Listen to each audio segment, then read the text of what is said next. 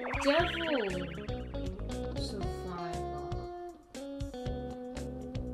Digimon Survive. DS. Survive? Oh my god. I have to tell the internet. Oh my god. Oh my god.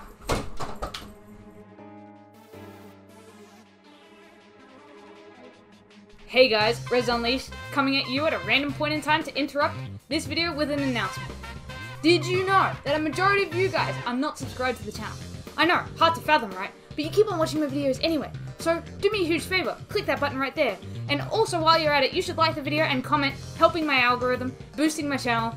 Then we can write more good content more often. Alright, back to the video. I made a video a little while back discussing how I came to the conclusion that Danganronpa had some kind of influence over Digimon Survive. Yeah, I'm looking at you, almost same UI and overworld mechanics. However, one thing that never crossed my mind even for a second is how similar the game is to a particular spin-off in the Shin Megami Tensei series. The similarities between these two titles are too close to ever think of it as a mere coincidence. I mean, look at their names, Devil Survivor and Digimon Survive. I know it's not the most convincing thing at the moment, but don't worry, it all makes sense as we dive into looking at the similarities. Digimon Survive is a tactical role-playing game. The genre boasts a combination between core elements of role-playing games with that of tactical strategy games. One of the core gameplay elements of Survive is where you get to control your own Digimon and fight against other Digimon. This occurs in various different areas using a tile-based system where you are able to move a certain number of units in various directions in order to either make contact with or avoid enemies. Now if you go take a look at Devil Survivor, would you look at that? The games are the same genre.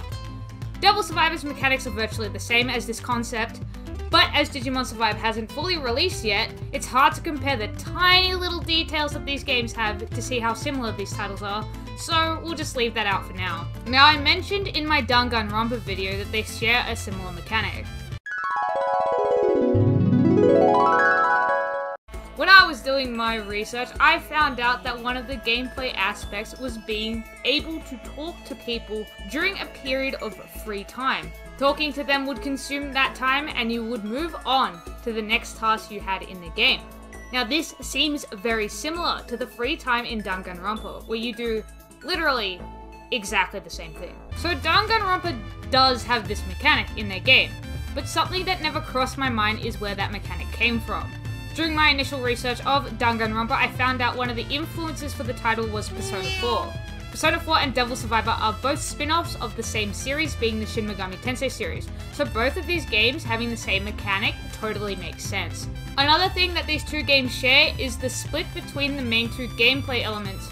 What do I mean by that? Well, in Devil Survivor you have two distinct aspects of the game. Of course, you get the tactical role-playing elements in the combat phase, but you also get another section of the game where you are able to go through the story, talk to others, take part in a free battle to chain and level up, and use other various elements of Devil Survivor. We already know that these two games have a very similar combat phase, with them both possessing the tactical role-playing genre, but Digimon Survive also shares the out-of-combat phase with its currently revealed mechanics. The free battle, drama parts, and free action parts of Survive are all very similar to the things that you were able to do in Devil Survivor. Not only do we have all of these, but the games are centered around raising and using creatures to fight. While this is a concept used quite often in the gaming industry, it's just something that really ties these two titles together. It's nothing like the comparison between Digimon and Pokemon, because those two things are just so different from each other, but Devil Survivor and Digimon Survive just have a long list of elements that they share, and it just really gets more and more suspicious. The last point I'll make in this video, while it's not to do with Survive in particular, it still has something to do with Digimon and Shin Megami Tensei. It has become apparent that the title Digimon Story Cyber Sleuth shares elements with both Devil Survivor 2 and Devil Summoner Soul Hackers. The first element can kind of be excused because Devil Survivor 2 and Digimon Story Cyber Sleuth share the same artist, so these two characters being similar in design is excusable. The second element is that the story between Cyber Sleuth and Soul Hackers is eerily similar up until a certain point.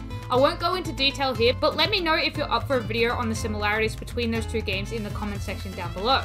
Drawing from all of these things, it is apparent that the developers of Digimon Survive looked at Devil Survivor as a key factor in the game's creation. This by no means makes the game a cheap ripoff of Devil Survivor. It's more drawing on elements of the game to create your own slightly different variation on it, which people who make video games honestly do all the time.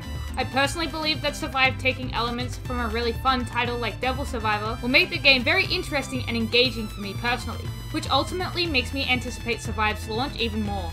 I want to hear what you guys think about all of this in the comment section down below, because I'm always interested in hearing what others have to say about this kind of stuff. And with that all being said and done, my name is Rez Unleashed, the resident who just had to talk about this and unleash it out into the world, and I will catch you all next time.